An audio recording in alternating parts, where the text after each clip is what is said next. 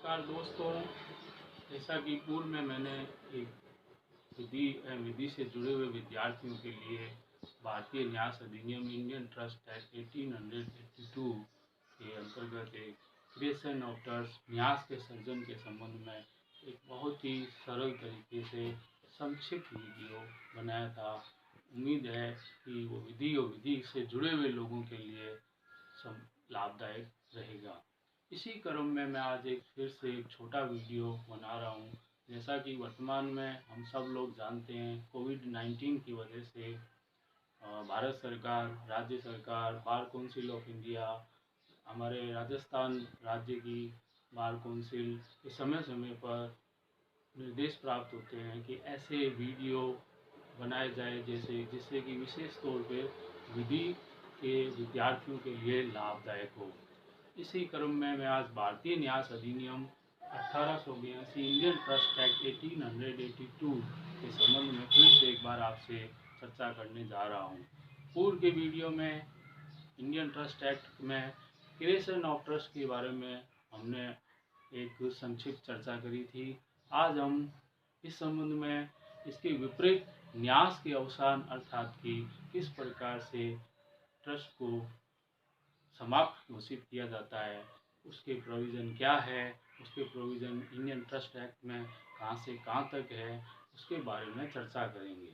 First of all, Indian trust act 1882 के section 77 से लेकर 79 तक न्यास के अवसान या न्यास के समाप्त करने संबंधी प्रावधान बताए गए हैं। हम शुरुआत करते हैं कि किस प्रकार से, किन परिस्थितियों में, किन तथ्य के आधार पर हम न्यास को अवसान या उसका समाप्ति की घोषणा करेंगे। किसी भी कार्य करने के लिए एक बहुत ही सामान्य सा नियम है कि कोई भी कार्य किया जाता है तो उसके पीछे कोई ना कोई उद्देश्य आवश्यक रूप से होता है। बिना किसी उद्देश्य के कोई भी कार्य नहीं किया जा सकता। एक सामान्य बोलचाल की भाषा में भी हम समझ सकते हैं कि कोई कार्य किया जाता है तो चाहे उसका छोटा उद्देश्य क्यों ना हो, उद्देश्य जरूर होता है। इसी प्रकार से हम विधि के क्षेत्र में देखें, विधिक दृष्टिकोण से देखें तो कोई भी कार्य विधिक प्रावधानों में भी किसी न किसी उद्देश्य के साथ किया जाता है। इसी प्रकार से जब हम सेक्शन 4 से लेकर 10 तक इंडियन ट्रस्ट एक्ट में देखते हैं, कोई ना कोई जो न्यास का क्रिएट किया जाता है या गठन किया जाता है तो कोई ना कोई उद्देश्य अवश्य उसमें होता है। लेकिन जैसे ही उद्देश्य समाप्त हो जाता है या उद्देश्य अवैध हो जाता है या उद्देश्य अवैध भी नहीं होता है, उद्देश्य समाप्त भी नहीं होता है, लेकिन उद्देश्य को प्राप्त करने के लिए जो विषय वस्तु होती है कई बार वो समाप्त हो जाती है या नष्ट हो जाती है, तब भी न्यास के अवसान की घोषणा करनी पड़ती है। जैसे कि किसी न्यास का उद्देश्य अवैध तो नहीं हुआ, लेकिन वर्तमान परिस्थितियों में न्यास की संपत्ति नहीं है, न्यास की आय समाप्त हो गई है, तो हम क्या कर सकते हैं, हमें इस संबंध में बहुत ही सरल से प्रावधान है कि न्यास का अवसान या न्यास की समाप्ति की घोषणा कर दी जाएगी। उद्देश्य के लिए विषय वस्तु संपत्ति आवश्यक होती है, यह बहुत ही सरल और लेकिन महत्वपूर्ण बात है।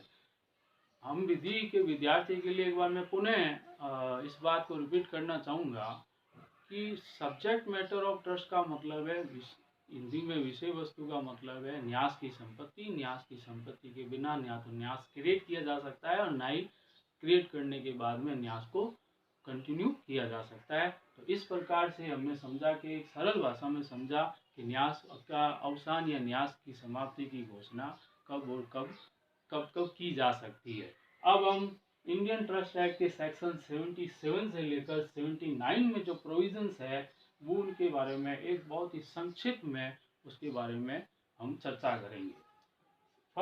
फर्स्ट में देखते हैं धारा 77 अर्थात सेक्शन 77, न्यास का अवसान कैसे होता है, अर्थात न्यास का अवसान कैसे होता है, किन किन परिस्थितियों में न्यास को अवसान घोषित किया जाएगा। पहला दिया हुआ है न्यास का उद्देश्य पूर्ण हो जाने पर। न्यास का उद्देश्य पूर्ण हो जाने का अर्थ है कि जब कभी भी न्यासकर्ता के द्वारा किसी विशेष उद्देश्य के लिए न्यास का गठन किया जाता है और उस उद्देश्य को प्राप्त कर लिया जाता है तो न्यास के अवसान की घोषणा की जाएगी, क्योंकि जो उद्देश्य न्यासकर्ता के द्वारा निर्धारित किया गया था उस उद्देश्य को क्या कर लिया गया है, प्राप्त कर लिया गया है। जैसे ही उद्देश्य पूरा हो गया तो हमें क्या करना पड़ेगा, न्यास को समाप्त घोषित करना पड़ेगा। एग्जाम्पल के रूप में देख सकते हैं, एक न्यास संपत्ति की आय से ए के बच्चों का भरण पोषण, उनकी शिक्षा की व्यवस्था की गई थी, लेकिन इसमें शर्त क्या डाल दी गई थी कि जैसे ही ए का सबसे छोटा बच्चा वयस्क हो जाएगा, संपत्ति निश्चित अनुपात में वितरित कर दी जाएगी। तो मैं बहुत सरल शब्दों में वापस से रिपीट करना चाहूंगा कि एग्जाम्पल क्या बता रहा हूं मैं आपको, कि किसी भी न्यास, एक इस प्रकार का न्यास का गठन किया गया कि न्यास संपत्ति की जो भी आय होगी, एक के अवयस्क बच्चे जो भी होंगे उनके भरण पोषण की, उनकी चिकित्सा की, उनकी शिक्षा की व्यवस्था की जाएगी। जैसे ही ए का सबसे छोटा बच्चा वयस्क हो जाता है तो क्या कर दिया जाएगा, न्यास की जो संपत्ति है वो निश्चित अनुपात में वितरित कर दी जाएगी। जैसा कि फिर इस एग्जाम्पल से हमें क्या समझ में आता है, ये बहुत सरल शब्दों में ये समझ में आता है कि यहाँ न्यास का उद्देश्य पूरा हो गया। जैसे ही न्यास का उद्देश्य पूर्ण हो जाता है, न्यास के अवसान की घोषणा कर दी जाएगी। नेक्स्ट, उद्देश्य के अवैध हो जाने पर, पहले में देखा उद्देश्य पूर्ण हो गया, न्यास अवसान घोषित किया जाएगा। दूसरा क्या है, न्यास के अवैध हो जाने पर, जैसा कि इंडियन ट्रस्ट एक्ट के सेक्शन 4 में कहा गया है कि उद्देश्य कैसा होना चाहिए, विधिपूर्ण होना चाहिए, लॉफुल होना चाहिए, ऑब्जेक्ट कैसा होना चाहिए, विधिपूर्ण होना चाहिए। तो यहाँ सेक्शन 4 की बात को वापस से यहाँ सेक्शन 77 में भी यहाँ रिपीट किया जा रहा है कि विधिपूर्ण उद्देश्य था और अवैध हो गया तो न्यास को क्या कर दिया जाएगा, समाप्त घोषित कर दिया जाएगा। कोई भी इस प्रकार का कार्य किया जाता है जो विधि द्वारा निषेधित घोषित कर दिया जाता है, किया गया है, और उसको कर दिया गया है या करने का प्रयास किया जा रहा है, तो क्या कर दिया जाएगा, न्यास को अवैध घोषित किया जाएगा। अवैध घोषित करने पर क्या हो जाएगा, न्यास समाप्त किया जाएगा। नेक्स्ट, उद्देश्य इस प्रकृति का है, यदि उसको करने दिया जाए तो वह विधि के किसी प्रावधान को विफल कर देगा, तब भी उद्देश्य अवैध हो जाता है। उद्देश्य में कपट शामिल हो गया है, या उद्देश्य में इस प्रकार का कोई कृत्य किया जा रहा है जिसमें किसी के शरीर या उसकी संपत्ति को क्षतिकारित किए जाने की संभावना है, तब भी उद्देश्य क्या हो जाता है, अवैध हो जाता है। इन परिस्थितियों में कहने का मतलब ये है कि उद्देश्य अवैध हो जाता है तो हम न्यास को समाप्त घोषित कर सकते हैं। जब न्यास, एक इम्पोर्टेंट बात सेक्शन 77 से संबंधित है, वो मैं यहाँ जरूर आपको बताना चाहूँगा कि मान लीजिए किसी एक ट्रस्ट में एक से अधिक उद्देश्य है। अब परिस्थिति ये उत्पन्न हो गई है कि एक उद्देश्य तो वैध है और दूसरा उद्देश्य अवैध है, तो यहाँ पर क्या किया जाएगा, क्या संपूर्ण न्यास को अवैध घोषित किया जाएगा या कोई अन्य विकल्प है। तो यहाँ समझने की बात है कि दोनों उद्देश्यों को, अर्थात वैध उद्देश्य और अवैध उद्देश्यों को अलग अलग किया जा सकता है। तो वैध उद्देश्य के लिए न्यास को कंटिन्यू किया जा सकता है, लेकिन यदि वैध और अवैध उद्देश्य इस प्रकार से मिश्रित हो गए हैं कि उनको अलग अलग नहीं किया जा सकता, तो संपूर्ण न्यास को अवैध घोषित कर दिया जाएगा। मतलब सरल शब्दों में यह है कि न्यास के अवसान की घोषणा कर दी जाएगी। नेक्स्ट, सेक्शन 77 से जुड़ा हुआ उद्देश्य की पूर्ति असंभव हो जाने पर, यहाँ बहुत सरल सामान्य शब्दों में प्रिय विद्यार्थियों समझने की जरूरत है कि उद्देश्य की पूर्ति असंभव हो जाने का यहाँ क्या अर्थ है। यहाँ बहुत सरल है कि जो न्यास की संपत्ति थी वो नष्ट हो गई है या न्यास की आय समाप्त हो गई है, तो वो न्यास की संपत्ति के बिना क्या नहीं किया जा सकता, बहुत ही समझने के लायक बिंदु है, क्या नहीं किया जा सकता, न्यास के उद्देश्य को पूरा नहीं किया जा सकता, क्योंकि इंडियन ट्रस्ट एक्ट के सेक्शन 4 से लेकर 10 में ये प्रोविजन बताया गया है कि ट्रस्ट को क्रिएट करने के लिए नेसेसरी है कि चल या अचल संपत्ति होनी चाहिए। विदाउट प्रॉपर्टी ट्रस्ट नहीं क्रिएट किया जा सकता।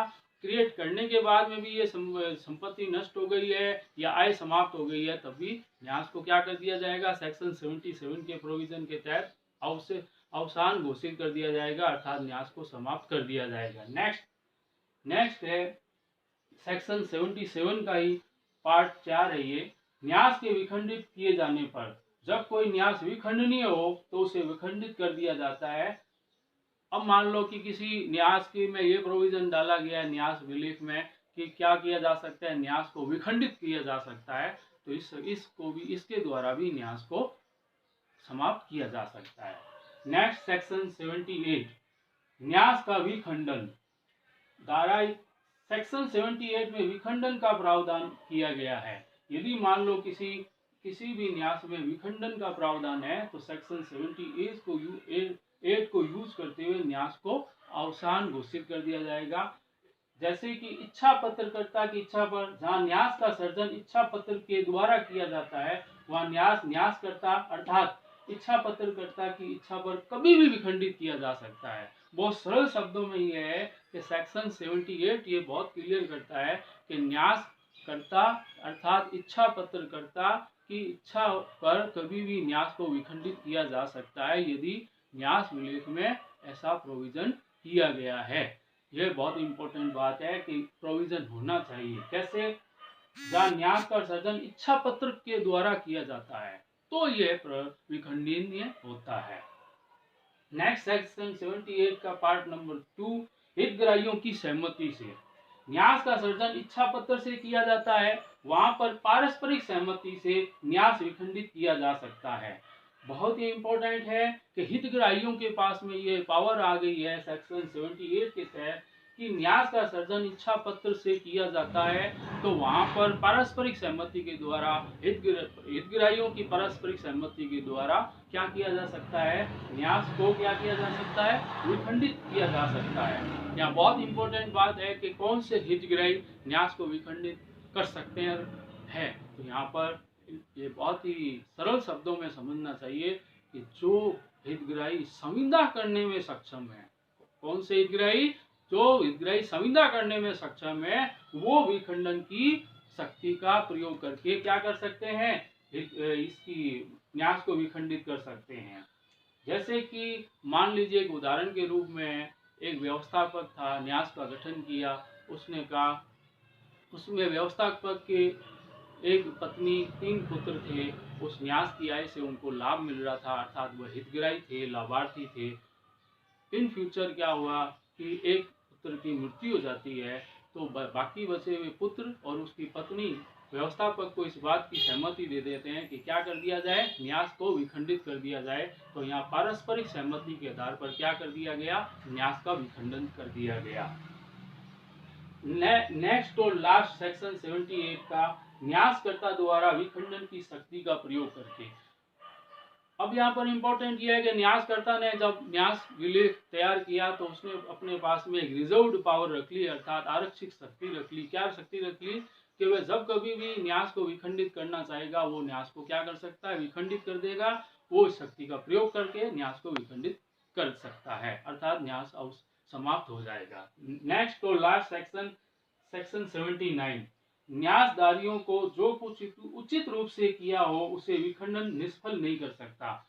मैं सेक्शन 79 की लैंग्वेज को थोड़ा सरल करना चाहूंगा। यहाँ पर यह है कि न्यासदारी द्वारा उचित प्रक्रिया, सम्यक प्रक्रिया, विधि के प्रावधानों के द्वारा जो कार्य किए गए हैं उसको विखंडन के द्वारा क्या नहीं किया जा सकता, निष्फल नहीं घोषित किया जा सकता।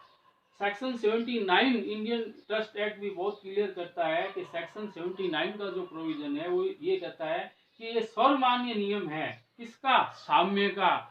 ये सर्वमान्य नियम किसका है, साम्य का है। क्या नियम है कि विखंडन का बूथलक्षी प्रभाव नहीं हो सकता, अतः न्यासी द्वारा जो भी उचित रूप से किए गए कार्य है, जो भी उचित रूप से किए गए कार्य है उसे निष्फल बनाने के लिए या उन पर प्रतिकूल प्रभाव डालने के लिए न्यास का विखंडन नहीं किया जा सकता। अर्थात कि सेक्शन 79 क्या कहता है कि विखंडन कब नहीं किया जा सकता, न्यासदारियों के द्वारा उचित किए गए कार्य के जो किए गए उनको निष्फल घोषित करने के लिए या फिर उन पर प्रतिकूल प्रभाव डालने के लिए न्यास को विखंडित नहीं किया जा सकता। तो इस प्रकार से हमने देखा कि जिस प्रकार से पूर्व के वीडियो में हमने देखा था न्यास का सर्जन, इस वीडियो में हमने बहुत ही एक संक्षिप्त आउटलाइन जिसको कह सकते हैं, एक पॉइंट टू पॉइंट को एक कंसेप्ट क्लियर करने का प्रयास किया गया। न्यास का अवसान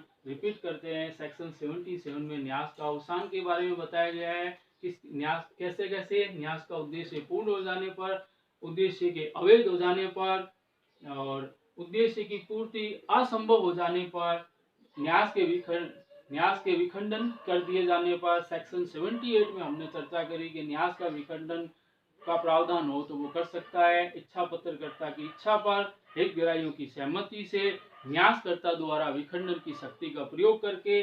सेक्शन 79 जो लास्ट है, न्यासधारियों द्वारा जो उचित कार्य किए गए उसके बारे में प्रावधान किए गए।